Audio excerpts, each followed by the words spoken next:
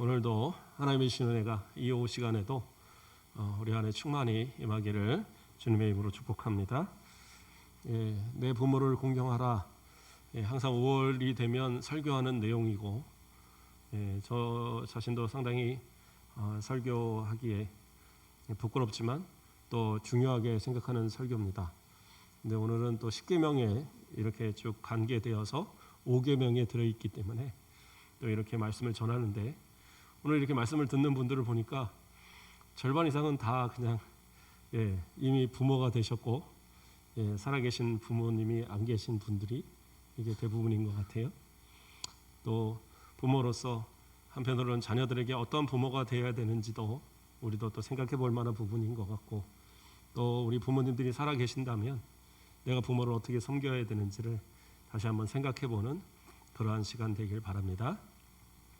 오늘 말씀의 제목은 제5계명 내 부모를 공경하라입니다.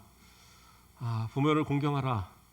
10계명 가운데 제5계명이고 1계명부터 4계명까지는 하나님에 관계된, 하나님을 사랑하고 하나님을 섬기는 일에 대한 그러한 내용들이 되어 있고요. 5계명부터 10계명까지는 인간의 관계 속에서, 서로의 관계 속에서 되어지는 그러한 어떤 도리라고 표현할까요? 그러한 계명들이 쭉 이어집니다. 그런데 그 관계 속에서 가장 먼저 요구하시는 것이 뭐냐? 내 부모를 공경하라라는 사실입니다. 사실 10계명은 그래요. 유대인들에게 있어서 10계명을 포함한 율법이라는 개념은 상당히 중요하게 생각하는 겁니다. 그러니까 내 부모를 공경하라는 이것도 하나의 계명으로서 그들이 지키는 율법 가운데 하나예요. 그렇다면 율법을 우리는 생각할 때 10계명만 생각하는데, 이스라엘 백성들은 총 율법의 개수를 613개로 본답니다.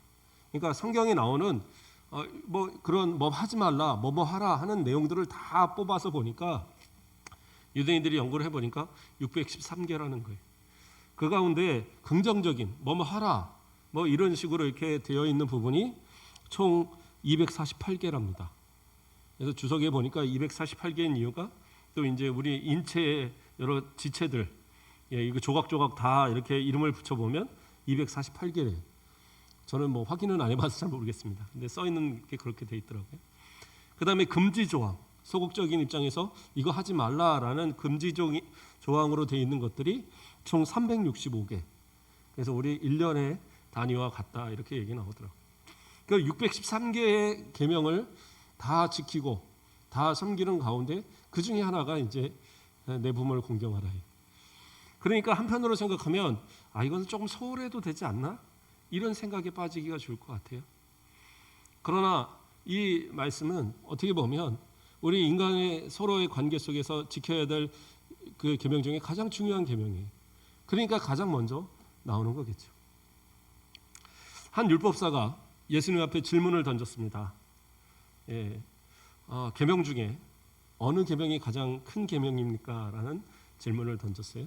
마태복음 22장에 보면 나오는 내용인데요.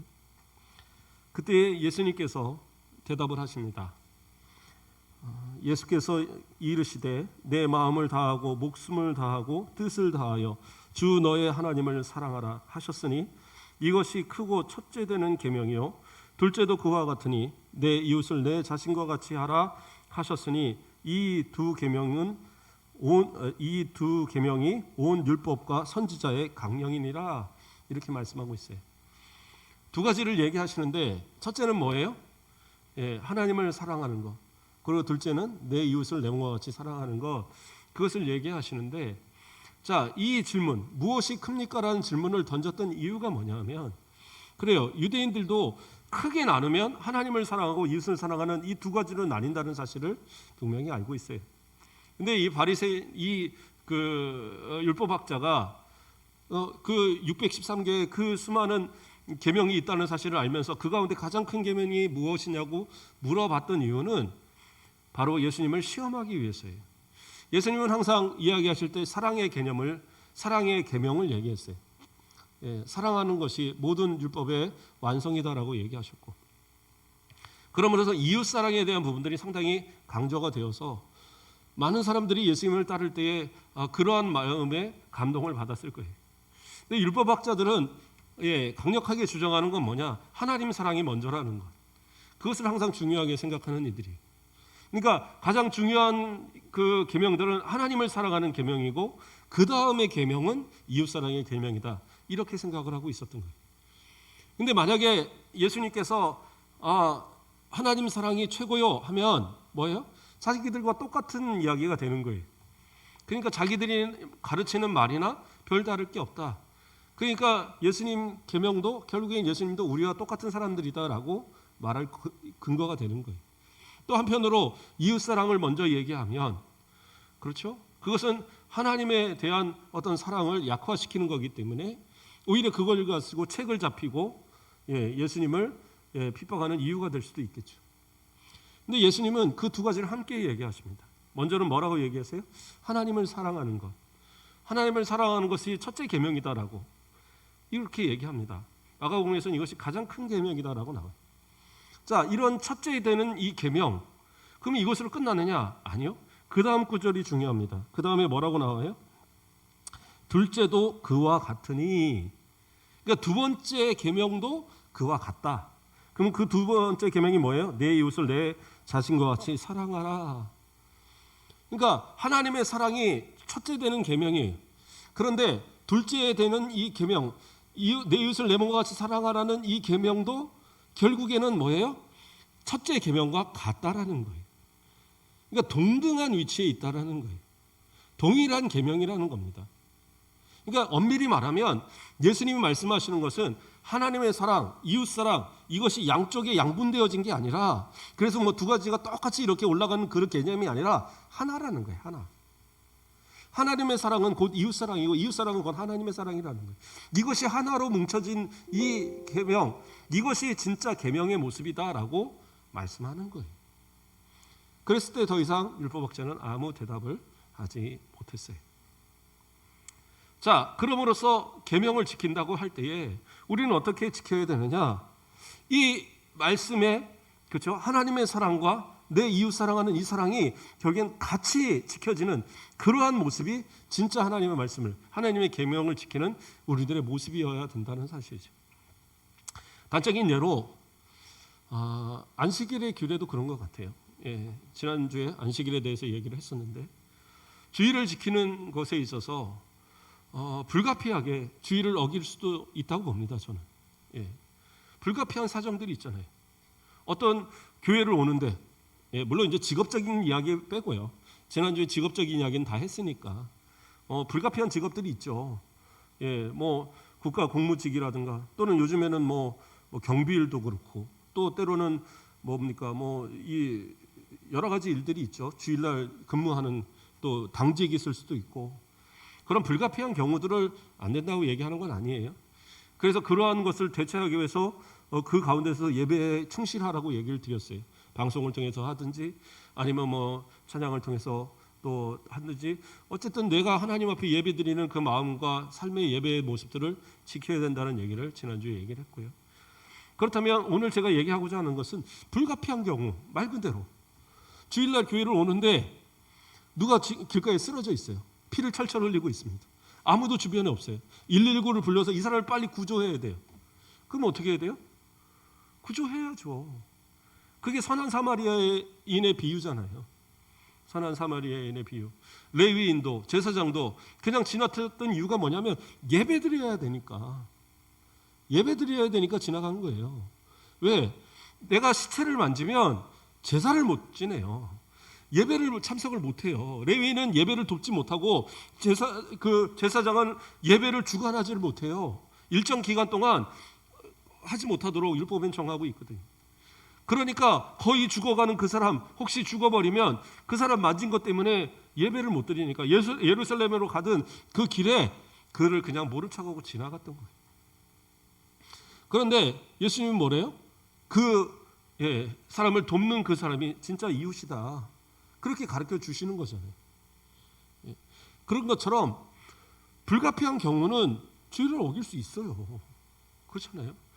개인적인 용무가 아닌 진짜 구제를 해야 되고 진짜 돌봐야 되는 그런 상황. 또는 국가 재난이 일어나서 뭔가 지금 막 급하게 막 도와야 되는 그런 상황들이 있잖아요. 그런 상황이 되었을 때 그걸 모른 척하고 지나가는 것, 그거 뭐 좋은 거 아니죠. 그건 신앙이다운 모습 아니에요. 그런데 우리가 생각해 볼 필요가 있어요. 그러한 모습이 항상 있는가? 매주 그러한 모습이 있는가? 생각해 봐야 돼요. 매 주일마다 저는 봉사활동 갑니다. 저는 고아원 갔다가 그 다음에는 양로원 갔다가 그 다음에는 저기 어디 뭐 그 아프신 분들 또 찾아다니고 그 다음에는 저기 뭐 수혜당하는 것 돕고 또 저기 가서 뭐 산불 나간 데서 산불 끄고 매주 그러한 모습들을 가질 수는 없잖아요. 슈퍼맨도 아니고, 그렇죠? 뭐 지구를 지키는 슈퍼맨에서 온 뭐 지구의 소리 다 쫓아다니고 그런 거 아니잖아요. 우리 인생에 있어서 불가피한 경우는 그리 많이 생기지 않아요. 그래서 그러한 불가피한 경우에 있어서 그것이 뭐 신앙이 위배되거나 그런 건 아니에요. 예수님도 바리새인들이 그 미리삭 이렇게 제자들이 먹은 것 같고 뭐라고 막 하고 하실 때 또 그런 것으로 인해서 이것을 먹을 수 있다는 걸 얘기하면서 진삼령도 먹지 않았냐 이런 얘기도 하셨고, 또 그 안식일에 병자를 고치는 것을 뭐라고 하실 때에 너희가 구덩이에 빠진 그 짐승들 구하지 않느냐 뭐 이런 얘기도 하셔요. 그러니까 유대인들의 그 탈무드에 보면 웅덩이에 빠진 양을 구할 수 있어요. 소나 양을 안식일에도 구할 수 있습니다. 원칙적으로는 그건 일이잖아요. 구할 수 있는데 예외 규정이 있어요. 그러니까 뭐냐, 그 양을 도저히 그 웅덩이에서 지금 안 빼내면 죽을 것 같은 상황, 물이 꼴딱꼴딱 해갖고 막 숨을 못 쉬는 그 상황 되면 건져야 돼요. 무조건 건져야 되는데 발만 찰락찰락해요. 충분히 견딜만 해요. 그러면 먹을 것만 던져주고 다음날 구하라고 가르친답니다. 그러니까 최대한 일하지 않도록 노력을 하는 거예요. 그런데 양이 주일마다, 그러니까 안식일마다 매번 빠지는 거예요. 습관적으로. 가서 야 이거 역시 지능 목욕이 최고야. 그러면서 막 들어가서 놀고 꺼내놓으면 또 들어가고 또 들어가고. 그럼 어떻게 해야 돼요? 그땐 잡아먹으라고 나옵니다. 잡아먹으라고. 왜냐하면 이것은 불가피한 상황이 아닌 거예요. 이건 고의로 만들어내는 상황이잖아요. 아무리 양이라 할지라도. 그랬을 때는 어떻게 해요? 그것을 과감하게 끊어버리는. 왜 양이나 소를 구하도록 성경 그 유대인들은 그렇게 가르치고 예수님도 그것을 인정하시는 이야기를 하셨느냐? 사실 지금 우리나라도 마찬가지죠. 우리나라도 옛날 과거에 집에 소 한 마리 키우는 거, 돼지 몇 마리 키우는 거는 큰 재산이었습니다. 이거 하나 죽으면 집안에 큰 타격이 가요. 그렇기 때문에 그것을 구하는 것은 어떻게 보면 하나님께서 주신 배려예요. 허용하신 배려였습니다. 그러나 그것이 이유가 되어서 하나님의 계명을 계속 어긴다면 그것은 옳은 것이 아니다라는 거죠. 그러니까 이야기가 좀 옆으로 샌 것 같지만 다시 얘기를 정리하면 하나님의 사랑과 이웃 사랑과는 같이 가야 되는데, 내가 하나님을 섬긴다는 이유로 그러한 어떤 불가피한 상황에 있는 것을 외면해서도 안 되지만, 때로는 내가 이웃 사랑이 먼저라는 그 상황 속에 하나님을 섬기는 걸 외면하는 상황이 돼도 안 된다라는 거예요. 하나님의 사랑과 하나님에 대한 사랑과 이웃 사랑에 대한 사랑은 함께 가는 것, 함께 가는 것이 진짜 모습인 거예요. 그래서 하나님을 사랑하는 사람은 이웃을 사랑하는 거고, 이웃을 진짜 사랑하는 사람은 하나님을 사랑하는 사람이에요. 그것이 그리스도 안에서 살아가는 우리들의 신앙의 모습이어야 한다는 사실이에요. 그래서 그것이 율법의 완성이 되는 거예요. 사랑이. 우리는 어떻게 신앙생활을 하고 계십니까? 혹시 내가 하나님을 섬긴다는 이유로 내가 지켜야 될 이웃사랑의 모습을 외면하고 있지는 않은지, 아니면 내가 이웃을 사랑한다는 그 이유를 들어서 하나님 앞에 지켜야 할 것들을 지키지 않고 있는지 우리는 생각해 보셔야 돼요. 심지어 어떤 분들은 그런 것도 있어요. 내가 구제하고 또는 어디 뭐 개척교회를 도와주고 또는 어디 어려운 사람들을 돕기 위해서 11조를 거기로 보낸대요. 그게 옳은 거냐? 옳지 않은 거예요. 그건 하나님의 것을 가지고 내가 함부로 행동하는 거예요. 11조는 하나님의 것입니다. 하나님의 것은 내 마음대로 하게 하는 것이 아니에요. 만약에 그것이 정말 구제를 위해서 이런 걸 쓰이기를 원한다면 교회에서 공식적으로 요구하세요. 우리 교회에서 예산을 짤 때 공동의회나 이런 거 할 때 또는 예산위원회 모이셨을 때 얘기해서 우리 교회를 통해서 좀 구제하는 것에 좀 남을 돕는 것에 좀 더 많은 부분을 이렇게 할애합시다. 그러면 돼요. 근데 내가 스스로 내 것이라고 생각해서 헌금을 마음대로 쓴다? 그거는 뭐야? 하나님의 것을 도적질하시는 거예요. 도적질. 그것이 결코 옳은 모습은 아닙니다. 그런데 물론 우리 성도들이 그렇다는 게 아니라 많은 분들이 그렇게 해요. 남편이 많이 벌고 부인이 많이 벌어요. 생각해 보니까 11조가 되게 교회도 많이 하는 것 같아요. 그러니까 여보, 남편 자기 거는 당신 교회다 하고 나는 저기 시골교회 보낼게. 이게 과연 옳은 건가? 옳은 것은 아니라는 거죠. 뭐 제가 안 된다 뭐 얘기하는 건 아니에요. 그러나 그것이 하나님 앞에 정직한 건 아니다라는 거예요. 내가 구제하고 싶으면 내가 그런 11조에 손대지 말고 다른 곳에 하면 돼요. 그렇죠? 그런데 내가 정말 하나님 앞에 지켜야 할 것을 내 마음대로 돌린다? 그건 아니다라는 거죠. 이웃사랑의 이유가 하나님에게 대한 의무를 빼앗을 수는 없어요.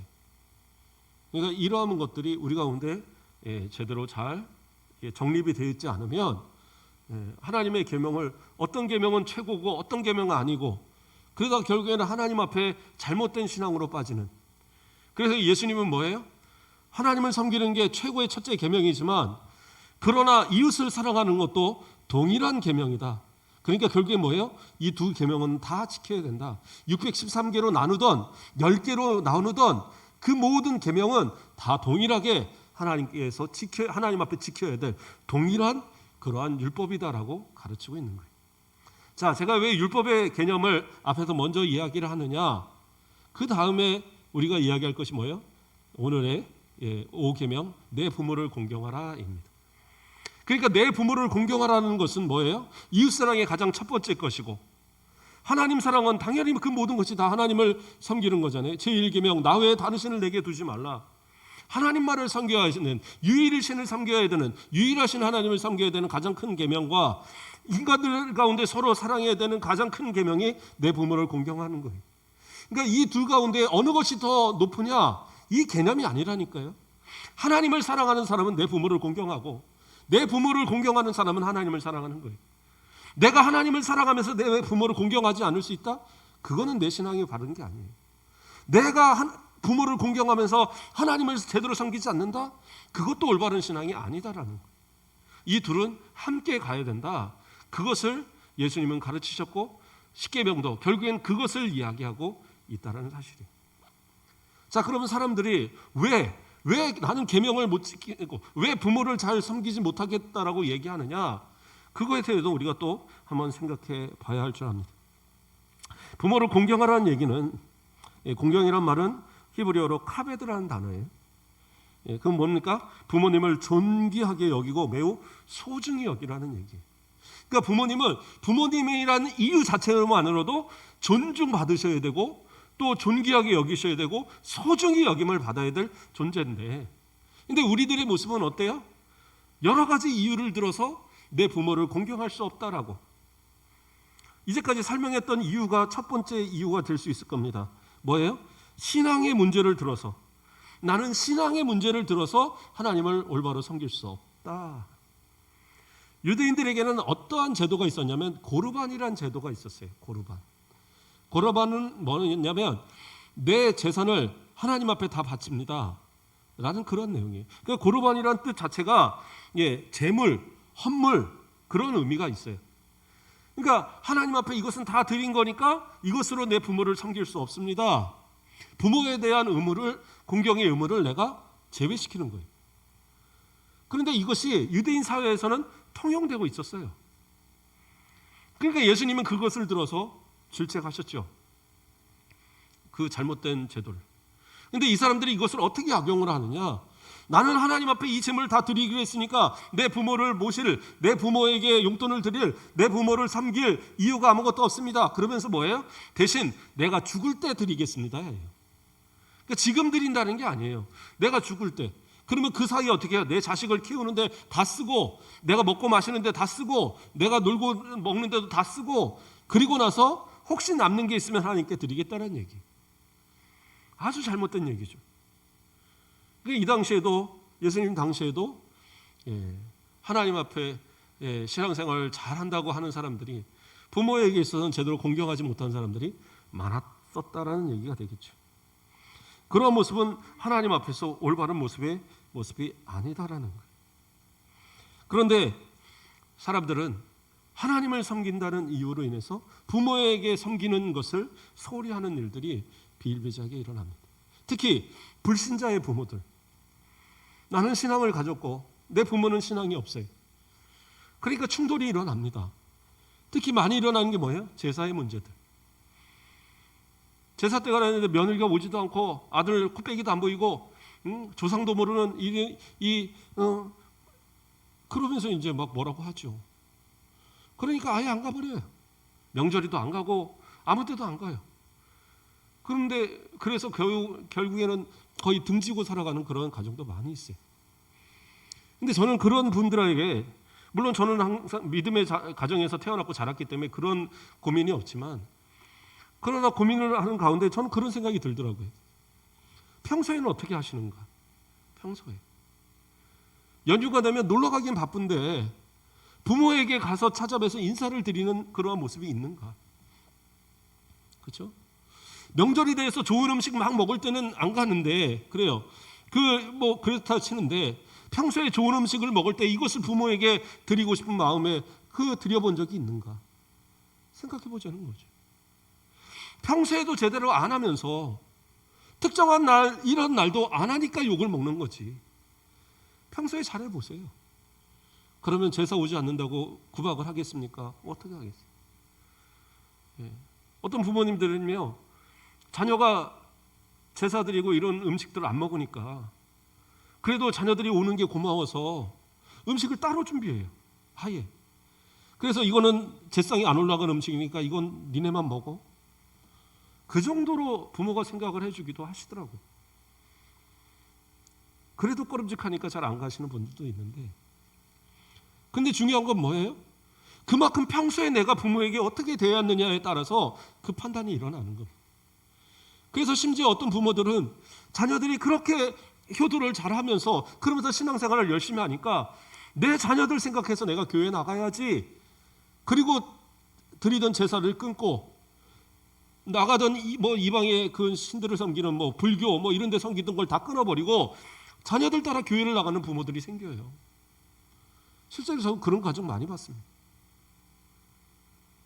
그것이 바로 신앙의 올바른 모습이어야 되는 거예요.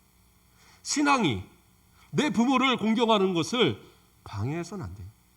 성경은 어디로도 내 부모가 불신자라고, 내 부모가 그 신앙이 없고 세상에 어떤 악한 일을 하거나 어떤 사람이라고 해서 나는 이 부모를 섬기지 않아도 된다, 부모를 공경하지 않아도 된다라는 법은 어디도 없어요. 성경은 부모이기 때문에 무조건 공경의 대상이라고만 가르칩니다. 그러므로 내 신앙의 이유가 고르반 했다고 해서 그것으로 부모를 섬기지 않는다? 그것은 계명을 어기는 거예요. 하나님을 아무리 잘 섬겨도 내 부모를 공경하지 않으므로 그는 율법을 어긴 게 되는 거예요. 그렇기 때문에 부모를 공경하는 것, 하나님을 섬긴다고 한다면 더더욱 내 부모를 섬겨서 그 부모가 감동돼서 내가 말로 하지 않아도 내 자녀가 다니는 그 교회 나도 다녀봐야지, 이런 마음을 갖게 만들면 되는 거잖아요. 가정 얘기하면 좀 그렇지만 저희 장모님이 교회를 안 다니셨었어요. 교회를 안 다니셨었는데 제가 결혼한다고 그럴 때 계속 반대를 하셨다고 그러더라고요. 그런데 왜 반대를 했냐 했더니 교회 나가자고 그럴까 봐. 목사님 사이 얻으면 교회 가자고 그럴까 봐. 제가 교회 가자는 얘기는 잘 안 했었어요. 장모님한테. 그런데 몇 가지 이제 일이 있어서 어쨌든 우리 장모님이 어느 날 생각이 들 때 내가 교회를 안 나가면 우리 사위하고 우리 딸이 얼마나 가슴 아파하고 울까, 그 생각이 갑자기 들더래요. 그래갖고 어느 날 그냥 교회를 다니시는 거예요. 그래서 지금까지 신앙생활 잘 하십니다. 그러니까 평소에 우리가 못했으면, 평소에 교회 안 다니신다고 외면하고 살았으면 어떻게 됐겠어요. 그러나 같이 항상 어떤 교제하고 또 그런 어떤 나눔의 모습들이 있을 때에 그것으로 인해서 목사 사이도 괜찮네 마음이 드니까 신앙생활 시작하는 거죠. 하나님과 내 부모를 공경하는 것, 함께 가는 것이 진짜 신앙의 모습이다. 그러면 두 번째, 왜 사람들은 또 하나님을 잘 섬기지 그 부모를 잘 공경하지 못하는가? 부모가 내게 해준 것이 없다. 부모는 나에게 해준 것이 없다라는 생각 속에 그런 경우들이 있습니다. 부모는 나에게 해준 것이 없다. 부모가 왜 해준 것이 없겠어요? 우리를 키워주고 이렇게 이 자리에 있게 한 그 자체도 부모의 사랑 아니겠어요? 부모가 우리를 먹여주고 키워주지 않으셨으면 어떻게 우리가 커갈 수 있겠어요? 이제 이 시간 이 자리까지 어떻게 있을 수 있겠어요? 물론 옛날 어른들은 또 그 위에 어른들을 모셨기 때문에 함부로 표현을 잘 못했죠. 그래서 그런 거지. 자식을 낳아놓고 이쁘지 않은, 기쁘지 않은 부모가 어디 있겠어요? 다 기쁨은 있지만 부모들 앞에서 표현하지 못할 뿐이죠. 저희 아버지가 제 기억에 제가 아플 때 병원을 가니라고 업어주신 기억은 있는 것 같아요. 그러니까 특별히 뭐 이렇게 저를 안고 어디를 데려가시거나 뭐 특별하게 어디 단체로 가는 거 아닌 이상은 뭐 가족끼리 어디 여행을 가거나 한 번도 없으셨어요. 근데 우리 아버지가 전설 속에 이야기하시는 얘기가 하나 있어요. 그래서 아버지가 또 그런 것도 있었구나. 제가 아주 어렸을 때 저를 너무 이뻐하셔서 뭐 3살 막 이럴 때 애가 뭐 막 맨날 동물 얘기하고 하니까 얘 동물원에 데려가야 되겠다. 그리고 이제 다 어른들하고 같이 사고니까 몰래 저만 데리고 동물원을 갔다 오신 거예요. 얘 동물 좀 보여주겠다. 어머니한테도 아무한테도 얘기 안 하고. 그리고 비밀을 지켜야 되는데 제가 그림에다가 동그라미를 동글동글 그리더랍니다. 이게 뭐냐 그러니까 뱀. 뱀을 보고 와갖고 동글동글.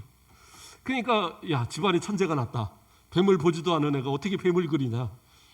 막 그러면서 이제 얘기를 했다는 거예요. 그래서 아버지가 그 비밀인데 하면서 속으로 그랬다는 얘기를 제가 커서 얘기를 하시더라고요. 그러니까 부모는 그런 것 같아요. 표현하지 못했던 그런 모습들. 그러나 부모의 사랑이 아니었으면 어떻게 먹고 어떻게 마시고 어떻게 클 수 있었겠어요.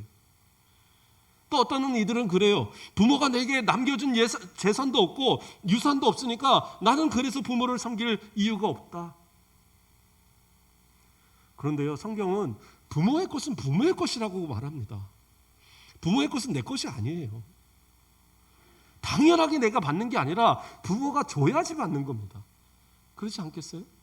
부모가 줘야지 받는데 자녀들은 실컷 먹여놓고 키워놨는데 나중에 가서 뭐냐면 내놓으라고 그래요. 안 주면은 서운해하고, 형아를 더 많이 주면 동생이 서운해하고, 그렇죠? 아들들 많이 주면 딸들이 서운해하고, 다 그래요. 그 줘도 문제가 되고, 또 부모에게 꼬간 거는 이건 꼬간 것도 아니에요. 그냥 안 갚아도 되는 돈으로 알고. 성경은요 명확하게 얘기합니다. 잠언에 보면 잠언 28장 24절을 보면 부모의 물건을 도적질하고서 죄가 아니라 하는 자는 멸망받게 하는 자의 동륜이라. 멸망받는 자, 정말 그 악한 죄진 자 똑같은 사람이라는 거예요. 그러니까 부모의 것을 도적질해도 그건 똑같은 도적질이라는 거예요. 이건 두려운 얘기입니다. 그러니까 부모가 내게 무엇을 해주지 않아서가 아니라 지금 나에게까지 이제까지 주신 것만 갖고도 나는 충분한 거예요. 부모가 먹여주지 않았으면 내가 어떻게 컸고, 엄마가 젖 먹이지 않았으면 어떻게 자랐고, 입을 것을 안 주셨으면 내가 어떻게 학교 다니고, 등록금 안 주셨으면 어떻게 내가 중고등학교 시절 보내고 어떻게 지냈겠어요. 발 동동 그러면서 그래도 자식 공부 가르치려고 돈을 꿔가면서라도 그 등록금 채워줬으니까 학교 다녔고, 비록 그래요. 우리 권사님들 같으면 아들 공부들 시키느라고 공부 못했는 그런 경우도 있지만, 그러나 어쨌든 키워주셨으니까 이제까지 건강하게 살았던 거 아니겠어요? 그 자체만으로도 부모의 그러한 의무는 다 한 거예요. 내게 많이 주시는 것 그거 생각하지 마시고, 옆집에서는 뭐 금덩어리를 남겨줬다는데 왜 나는 뭐 땅 한 평 남겨준 게 없냐, 그거 말고 그저 나를 키워주신 이 자체로도 우리는 만족하고, 그것으로 인해서 부모를 공경해야 될 이유가 충분하다라고 성경은 이야기하고 있다라는 거예요. 또 어떤 이들은 부모가 말 그대로 낳아주기만 했지 아무것도 나에게 해준 것이 없다, 그렇게 생각하는 분들도 있어요. 실제로 그런 분들도 있겠죠. 어떤 분들은 나는 어려서부터 우리 조부모한테 자랐고 내 부모는 나 낳아놓고 등 돌리고 살고, 그래서 그러한 일들로 인해서 평생을 마음에 응어리로 사는 분들도 상당히 많아요. 미워하고 용서하지 못하고 정말 마음의 응어리로 돌아가실 때까지도 이미 돌아가신 부모를 원망하면서 살아가시는 분들도 상당히 많아요. 그런데 레위기 19장 3절을 보면요, 너희 각 사람은 부모를 경외하고 나의 안식일을 지키라. 나는 너희 하나님 여호와니라. 뭐예요? 부모를 섬기는 일을 안식일과 같이 가고 있어요. 그러니까 부모는 부모라는 이름 자체로만으로도 경외받아야 될, 공경받아야 될 존재라는 거예요. 왜요? 하나님은 우리가 그렇잖아요. 하나님도 우리에게 빚을 주시고 모든 걸 주시고 다 주시만 우리의 눈으로 딱 어느 날 금덩이를 던져주시고 그런 거 아니잖아요. 그렇다고 해서 우리가 하나님 나에게 주신 게 뭐 있어요? 그렇게 말합니까? 그렇지 않아요. 금덩어리를 안 주셔도, 우리에게 무슨 어디 가다가 돈다발을 주게 안 하셔도, 그렇죠? 내가 아주 건강해갖고 아무것도 다치지 않고 그런 거 없잖아요. 저도 교통사고 당해서 병원에 입원한 적도 있고, 위장이 아파서 한 6개월 치료받은 적도 있고, 다리가 아파서 한 1년 치료받은 적도 있어요. 그렇다고 해서 하나님 나 안 사랑하셔, 나는 하나님 안 믿을 거야, 이럴 겁니까? 그렇지 않잖아요. 우리는 언제나 그래도 하나님을 사랑하고 하나님을 섬기고 또 주의를 지키고 안식일을 지키는 거잖아요. 그러므로 당연하게 하나님을 섬기는 그 모습처럼 부모는 어떻게 해요? 당연하게 공경받고 경외받아야 될 그런 존재라는 거예요. 경외한다는 뭐는 어떤 얘기입니까? 그 영어로는 fear, 공포, 두려움이. 이 얘기는 뭐예요? 부모를 그냥 대충 섬기고 그런 게 아니라 마음에서부터 우러나오는 정말 조심스럽고 가장 경건한 모습으로 부모를 대하라고 가르치고 있는 거예요. 왜요? 나를 낳아주셨다는 그 이유 하나만으로도 이분들은 존경받을 만한 이유가 돼요. 왜요?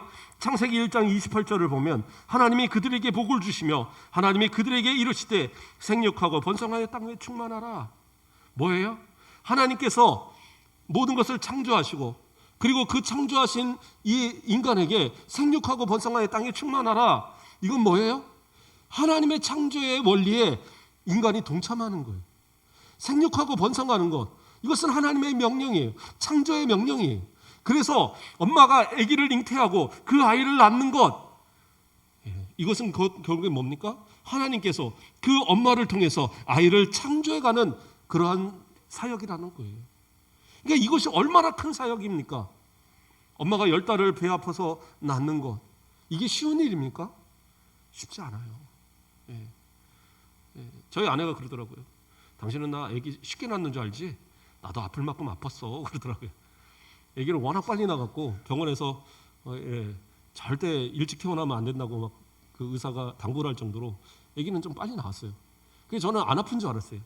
근데 자기가 하는 얘기가 뭐냐면, 병원에서 얘기할 때 하늘이 노래질 때가 되면은 이제 나을 때가 된다라고 얘기를 해서 그걸 버티다가 집에서 양수 터지고 가고 그랬거든요. 그러니까 미련한 건지 어쨌든 교육자 아내고 하니까 남편 생각해서 좀 더 참자 했는지 모르겠는데, 그래도 병원에 가서는 또 금방 나았어요. 금방 낫고. 그렇다고 해서 그러면 안 아팠느냐? 아니잖아요. 그 고생하고 애 갖고 막 태어날 것 같고 이런 것이 막 반복되는 그러한 어떤 상황들이 여러 번 있는 가운데 혹시 아이가 어떻게 잘못될까, 뱃속에서 혹시 잘못되면 어떡하나, 그런 생각 속에 10달을 지내는 거잖아요.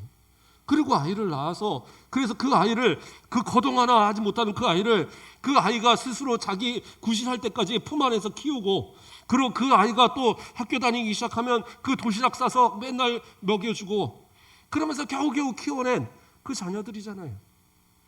그 하나님의 창조 사역에 함께 동참한 그 부모, 존경받아 마땅하죠. 그렇지 않겠어요? 왜 부모가 해준 게 없습니까? 하나님께서 이 모든 세상을 창조하시고 우리에게 주셨듯이 부모는 우리에게 생명을 그 속에서 잉태해서 하나님의 그 창조 사역에 함께 동참하신 엄청 위대하신 분인데, 그러므로 부모는 공경받아 마땅한 분이다. 그래서 성경은 어느 누구도 부모를 공경하지 말라라고 말하는 부분이 없어요. 그가 불신자라도 때로는 그가 범죄자라도 상관없어요. 부모이기에 공경받아야 되고 부모이기에 존경받아야 되고 부모이기에 충분한 우리로부터의 대우를 받아 마땅한 분들이라는 거예요. 이것을 우리는 항상 생각해야 됩니다. 자녀들에게도요, 공경을 받으십시오. 어떤 분들은 보면 괜찮다 그거 별로 그렇게 좋은 거 아니에요. 받으실 건 받으시는 것도 괜찮은 거예요. 생일이 되면 얘들아 나 생일이다 가르치는 것도 괜찮아요. 지나고 나서 후회하지 마시고 부모가 태도를 이렇게 받으시는 거 괜찮아요. 그래서 나중에 딱 한마디만 하시면 돼요. 나중에 생일 챙기는 자식한테 이거 준다 그러면 집 내가 남겨준다 그러면 뭐 줄을 쓰죠, 줄을. 제가 부탁드리는 것은 자녀들이 공경을 배울 수 있도록, 그래서 내 부모에 대한 사랑의 모습들을 자녀들에게도 보여주셔야 되고, 또 그들로 내 부모가 이러한 부모를 공경하는 모습이구나 이것을 배우고 또 공경할 수 있는 마음도 갖게 해주시고, 뿐만 아니라 자녀들을 위해서 기도하시면서 그 자녀들이 내 부모를 존경할 만한 모습으로 살아가기 위한 그런 몸부림도 우리 가운데 분명히 있어야 돼요. 그냥 낳아주셨다는 사실, 그냥 먹여주고만 그것으로만 공경받으려고 하지 마시고 내가 공경받을 만한 모습들을 만들어가는 것. 그렇죠? 저는 제가 중고등학교 시절 저한테 학교에서나 교회에서 물어보면서 가장 존경하는 사람이 누구냐 그러면 항상 저는 부모님이라고 얘기를 했어요. 이상하게 보더라고요. 야, 얼마나 위대한 인물들이 많은데 너는 부모님이라고 얘기를 하냐요. 내 부모가 나를 키워주셨고 내 부모가 나에게 신앙을 가르쳐 주셨고 내 부모가 나에게 아낌없이 모든 걸 다 주셨는데 내 부모보다 존경할 사람이 누가 있느냐? 저는 항상 그렇게 대답했어요. 일찍 철들어서가 아니라 당연한 얘기더라고요. 당연한 얘기. 비록 내 부모에게 내가 많은 효도를 하지 못했을지라도 마음으로라도 그 마음을 가지니까 부모님도 저를 사랑하고 인정해 주는 모습이 되는 것 같더라고요. 존경받는 것들, 그러한 모습들을 자꾸 만들어 가십시오. 신앙의 모습으로 존경받으시고 사랑의 모습으로 존경받으시고. 그래서 내 자녀들이 약속하셨잖아요. 뭐라고 약속하셨어요? 내 하나님 여호와께서 내게 준 땅에서 내 생명이 길고 복을 누리리라. 장수의 복. 그리고 그 장수하는 동안에 하나님의 주신 복을 듬뿍 누릴 수 있는 그 방법이 뭐예요? 부모를 공경하는 거예요. 그러므로 나를 공경하게 만드는 것이 뭐냐면 내 자식들이 복받고 장수하고 하나님의 축복 가운데 살아가도록 만드는 거예요. 그러니까 부모가 공경받는 것도 그것도 자녀를 위한 거라는 거예요. 그리고 공경받으셔야 됩니다. 사양하지 마시고 공경받으세요. 때가 되면 오라고도 얘기하시고, 코로나 때문에 요즘은 잘 못 보지만 아주 핑계거리가 생겼죠. 그거 다 핑계 제끼고 이제 코로나 끝나고 나면 자주 불러오세요. 손주들 보고 싶다. 얼굴 좀 보자. 불러주고. 손주들도 용돈 조금 모았다가 하나씩만 줘보세요. 좋다고 옵니다. 때만 되면 할머니 보러 가자 그러고. 그렇게 만들어 보세요. 그래서 부모를 섬길 수 있는 가정, 부모를 공경하는 가정.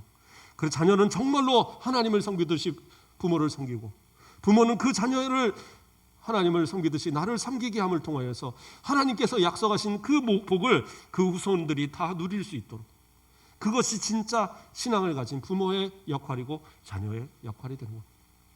내 부모를 공경하라. 이 계명이 저와 여러분의 가정에 충만하게 또 지켜지고 그 약속의 복이 충만히 누려지는 귀한 복이 있기를 주님의 이름으로 축원합니다. 기도하겠습니다. 사랑의 하나님, 감사를 드립니다. 우리를 사랑하여 주시고 오늘도 하나님의 은혜 가운데에 말씀을 통하여 내 부모를 공경하라 말씀하여 주심을 감사를 드립니다. 혹시라도 우리의 마음에 부모를 향하는 원망이나 또 때로는 사랑하지 못하고 공경하지 못하는 모습들이 있었다고 한다면 주님, 모든 것 다 내려놓고 하나님을 사랑하는 만큼 또 하나님 앞에 회개하고 내 부모를 향한 사랑의 모습이, 공경의 모습이, 경외의 모습이 회복되어지도록 인도하여 주시옵소서. 무엇보다도 우리 자녀들이 복받아야 되지 않습니까? 그들로 존경받을 수 있는 나의 삶의 모습이 되어지게 인도하여 주시고, 그들에게 귀한 하나님의 말씀을 남기고 신앙의 분을 남기고 그들로 하나님의 복받기에 합당한 자들로 온전히 살아갈 수 있도록 이끌어 줄 수 있는 우리의 남은 여생들이 되도록 인도하여 주시옵소서. 우리 모든 가정에 하나님의 평강이, 하나님의 복이 떠나지 않는 아름다운 가정 되도록 이끌어 주시옵소서. 감사합니다. 예수 그리스도의 이름으로 기도드립니다. 아멘.